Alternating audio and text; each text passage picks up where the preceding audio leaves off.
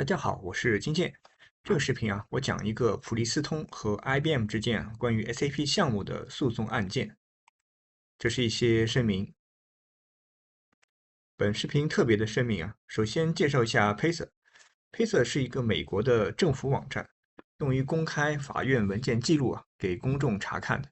每个人呢都可以注册和查看文件，只不过激活账号稍微复杂一点。那本视频的内容全部引用自法院公开的文件。而且本视频不对具体的内容做评论和解读，因为我希望我的每一句话都是有依据的。不过呢，案件文件实在太多了，本人未阅读所有案件相关文档，而且呢做个视频不可能把所有内容都放进来，所以呢不保证视频中信息的全面和完整性。另外由于文件中很多法律用语，也不保证翻译的准确性。先看一下背景背景引用自起诉书。那普利司通美洲公司 BSAM 是制造、销售、分销8000多种不同类型和尺寸轮胎的国际公司。有2家子公司具体运营轮胎业务 ，BATO 和 BSRO。从2000年到2007年，IBM 为 BSAM 实施和升级 ERP 系统，并越来越多地参与到 BSAM 的业务和 IT 活动。2008年12月之后，BSAM 决定实施 SAP O2C， 就是 Order to Cash。2009年1月9号，BSAM 和 IBM 签订 MSA， 就是 Master Service Agreement。2009年12月18号，BSAM 和 IBM 签订 SOW， 就是 Statement of Work。那计划项目实施18个月，2011年6月上线。后面由于 delay最终实际是项目实施了24个月，2012年的1月上线。2012年的夏天BSAM 希望谈判解决与 IBM 的争议，但没有成功。2013年10月29号，BSAM 提交起诉书。我们接着来看看普利司通诉 IBM 的起诉书。那起诉书经过修改，我这里的是11月22日的版本。那我只列出一些我认为比较重要的点不代表全部内容。那首先呢是背景介绍，刚才我已经总结过了。然后普利司通提到在项目招标的阶段IBM 做过的回应。2009年2月10日，IBM 对企业设计 RFQ 的回应。那该回复提供了书面保证，即 IBM 已经并将继续不仅仅是一家技术服务提供商，而且它是 BSAM 的首选专家，拥有必要的专业知识和过去的经验，证明值得 BSAM 的信任。下面呢具体内容被隐藏起来了。然后提到关于中间件和接口开发部分。IBM 负责其项目人员执行的设计和开发工作，这些工作包括但不限于 IBM WebSphere 中间件软件的配置、编码和接口开发，SAP ERP 软件平台和接口的配置和编码，所有这些任务的项目管理以及所有测试的编写和监督。在整个项目中，IBM 在 BSAM 的有限参与下，管理和执行了这些活动。IBM 向 BSAM 提供了有关 IBM 开发的工作的有限信息，而 BSAM 没有参与其中。还有项目中有人员变更的问题。在2010年底当 BSAM 与 IBM 合作，并为2011年10月1日上线的设计方案实施做准备时对项目完成至关重要的 IBM 关键专家领导开始离开，没有任何解释。这种情况一直持续到2011年，许多担任领导职位的 IBM 关键人员，要么从未被同样水平的人员取代，要么在没有进行有意义的项目知识转移的情况下被多次取代。IBM 项目领导的缺失，未能保留项目知识并提供具有足够资格的替代人员，以及未能在 BSAM 合同项下 IBM 的唯一责任方面取得预期进展。在项目剩余时间里IBM 进行了评估，承认对工作延误有小的责任，并表示其分析确定 BASM 对项目的延误负有主要责任。虽然 IBM 2011年6月7日的评估报告声称 IBM 对项目延迟和集成接口测试失败有限的责任，但其评估表明IBM 接口测试失败和开发延迟主要是 BSAM 的错。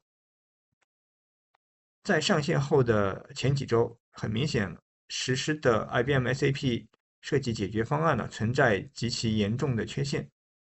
下面列出了一些问题，我看基本上都是开发相关的问题，接口和老系统的接口，还有中间件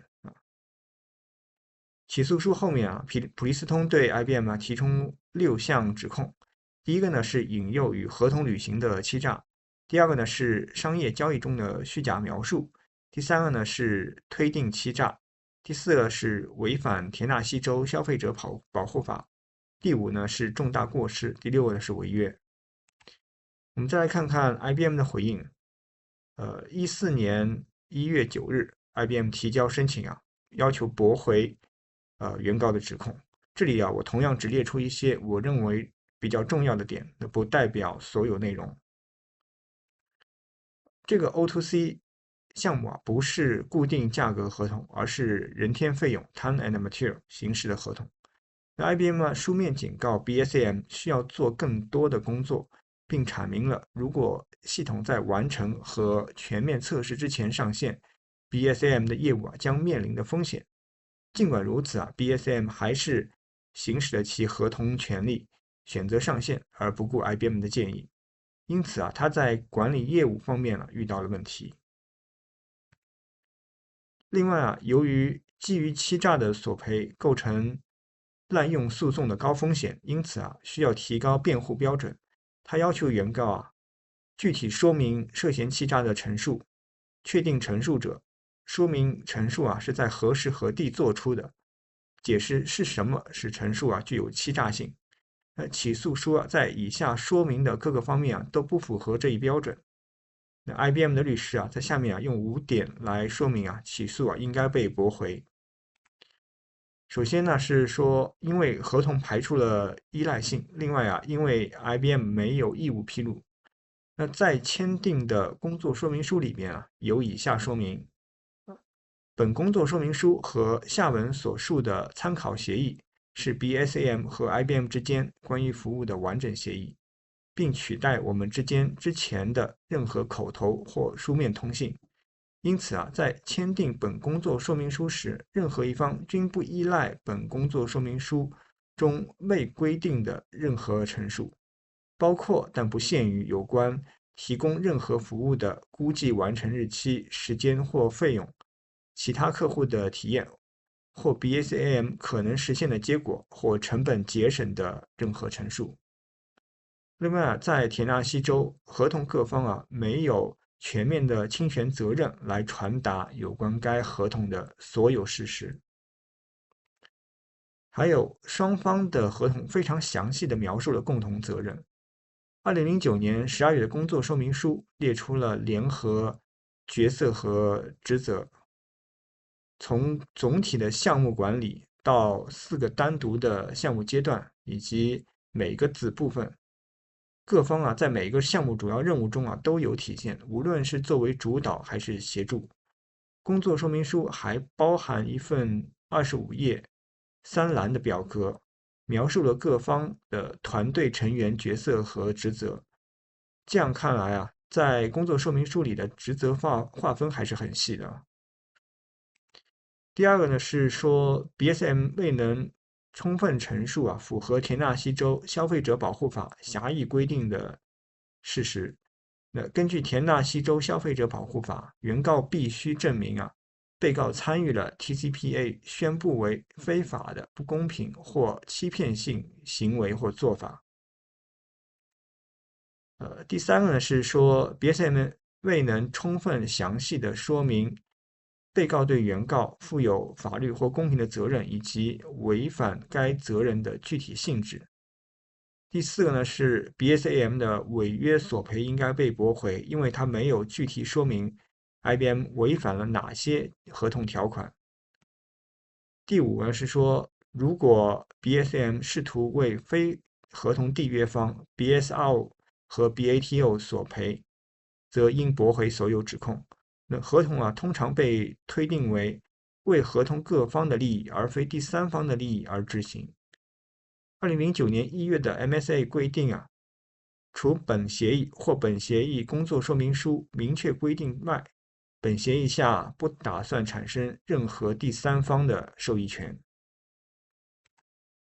好，我们再看一下整个诉讼案件的时间线。2013年10月29号 ，BSAM 提交起诉书；2014年1月9号，IBM 申请驳回起诉；2014年3月13号，电话听证会。2015年5月18号，IBM 再次提交申请驳回起诉，文档编号143。